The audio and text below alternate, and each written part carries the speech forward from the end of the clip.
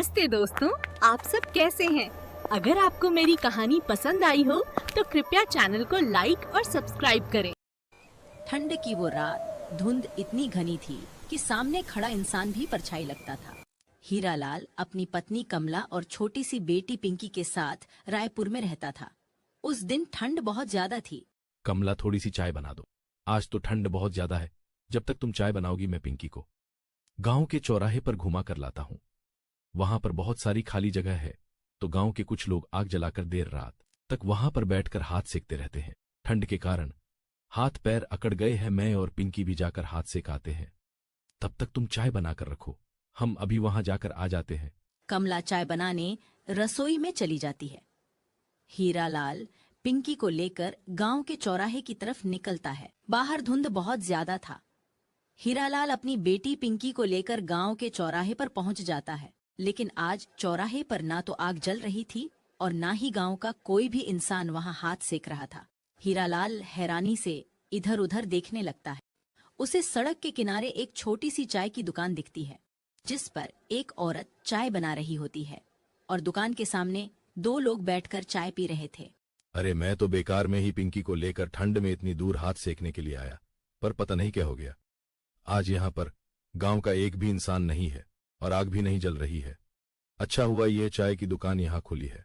जब ठंड में इतनी दूर आ ही गया हूं तो अपने और पिंकी के लिए एक कप चाय ले लेता हूं, थोड़ी तो गर्माहट आ जाएगी। हीरालाल पिंकी को लेकर दुकान पर पहुंच जाता है। जब वह औरत हीरालाल को देखती है तो हीरालाल से कहती है, चाय पी लो बाबूजी, ठंड बहुत है। मैं अभी आपके लिए गर्मा गर्म अदरक और तेज पत्ते की चाय बना देती हूँ, आप भी यहाँ पर बैठ जाओ। उसकी आवाज सुनकर हीरालाल के शरीर में अजीब सी सिहरन दौड़ गई। फिर भी हीरालाल ने 2 चाय मंगवा ली। वो औरत चाय बनाते वक्त अपने आप से कुछ बुदबुदा रही थी। हीरालाल ने ध्यान दिया, उसके पैरों के पास कोई परछाई नहीं दिखाई दे रही थी। फिर हीरालाल ने उन दोनों लोगों की तरफ देखा तो उनके पैरों के पास भी कोई परछाई नहीं थी। वह खड़ा खड़ा उन लोगों की तरफ देखता रहा। तब तक वह औरत हीरालाल के सामने चाय लेकर आ गई।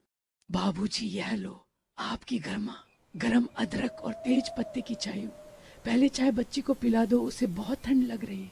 हीरालाल ने डरते हुए चाय का कप उठा लिया। उसने पिंकी को चाय नहीं दिया और ना ही उसे कुछ बताया। हीरालाल ने हड़बड़ी में गर्म चाय पी ली। तभी उसकी नजर दुकान पर बैठे दोनों लोगों पर पड़ती है।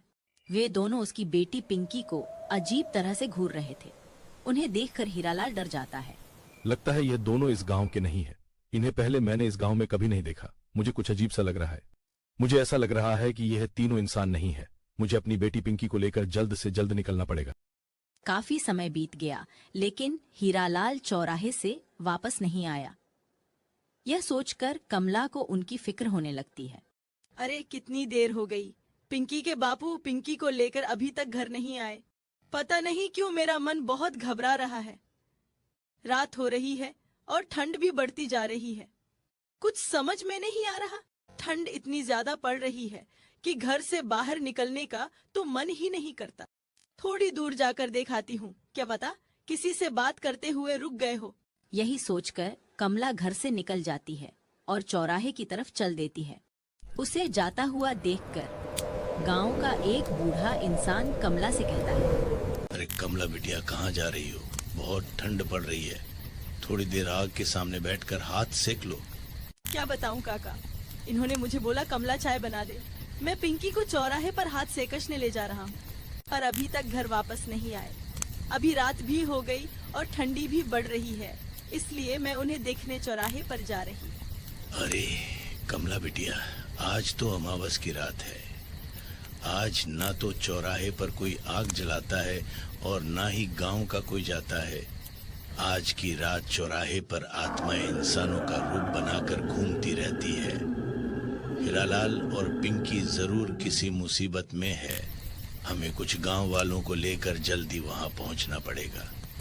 पता नहीं वह दोनों वहां पर किस हाल में होंगे। काका, आप जल्दी वहां पर चलो।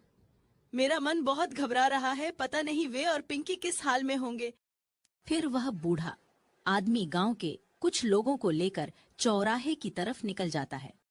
इधर पिंकी और हीरालाल वहां से निकलने की कोशिश करते हैं। लेकिन तभी वह औरत भयानक सी दिखने वाली भूतनी बन गई। यहाँ से भागने की कोशिश कर रहा है मूर्ख। तुझे क्या लगता है मैं तुझे यहाँ से जाने दूंगी? ठंड में जो मेरी बनाई भूतिया चाय एक बार पी लेता है वह यहाँ से जिंदा वापस नहीं जाता। तुम दोनों यहाँ से भागने की कितनी भी कोशिश कर लो, लेकिन मैं तुम दोनों को मार डालूंगी। आज अमावस की रात है।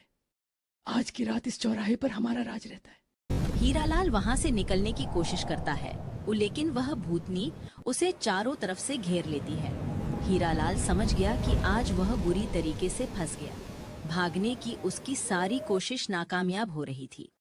तभी उसे कुछ लोग दिखाई देते हैं जो अंधेरे में हाथ में लालटेन लिए उसी के तरफ आ रहे थे। लालटेन की रोशनी देखकर हीरालाल के जान में जान आ गई और वह अपनी बेटी को लेकर इस तरफ भागने लगा। रोशनी को देखकर भूतनी समझ गई कि गांव के लोग वहां पर आ रहे हैं। लगता है गांव के लोग यहाँ पर आ रहे हैं। मुझे यहाँ से निकलना पड़ेगा, नहीं तो मुझे तांत्रिक के हवाले कर देंगे। कुछ ही पल में गांव वाले वहां पर पहुंच जाते हैं। यह देखते हैं कि हीरालाल और पिंकी बहुत घबराई हुई है। गांव वाली हीरालाल और पिंकी को संभालते हैं। वे दोनों बहुत डरे हुए थे। क्या हुआ हीरालाल, तुम इतने डरे हुए क्यों हो? तुम्हारा और पिंकी का चेहरा इतना घबराया हुआ क्यों है? अरे गांव वालों, अच्छा हुआ तुम लोग यहाँ पर आ गए। मेरे पीछे एक भयानक सी भूतनी पड़ गई है। वह मुझे और पिंकी को मारना चाहती है। आप लोग भी जल्दी यहाँ से भाग चलो, वह भूतनी मेरे पीछे आ रही है। गांव वाले जब पीछे देखते हैं तो वहां उन्हें कुछ भी नहीं दिखाई देता ना तो वहां पर चाय की दुकान थी और ना ही कोई भूतनी हीरालाल के पीछे आ रही थी। हीरालाल को भी पीछे देखकर बहुत आश्चर्य हुआ। अरे गांव वालों, मैं सच बोल रहा हूँ। अभी अभी यहाँ पर चाय की दुकान थी और दो लोग बैठकर चाय पी रहे थे। गांव वालों को पता था वह भयानक दिखने वाली भूतनी सिर्फ हीरालाल को दिखाई दे रही थी। उसकी बेटी सुरक्षित थी। हीरालाल पहले से ही बहुत डरा हुआ था, इसलिए गांव वालों ने उसे अमावस की रात की बात नहीं बताई। अरे क्या हीरालाल, तुम्हारी मजाक करने की आदत कभी नहीं जाएगी। यहाँ पर कुछ नहीं है, रात बहुत हो गई है। अब जल्दी बेटी को लेकर घर चलो। घर पर भाभी जी तुम्हारा इंतजार कर रही है। तुम दोनों के लिए बहुत परेशान। गांव वाले हीरालाल को लेकर घर आ जाते हैं। कुछ दिन बीतने के बाद हीरालाल को सब कुछ पता चल जाता है। उसके बाद हीरालाल कभी भूल कर भी अमावस की रात चौराहे की तरफ नहीं जाता था। वह जब उस भयानक रात को याद करता तो उसके रोंगटे खड़े हो जाती। हीरालाल ठंड की अमावस की रात को कभी नहीं भूला सका। आज भी अमावस की रात चौराहे पर भूतों का आतंक होता है, इसलिए चौराहे पर अमावस की रात कोई नहीं जाता।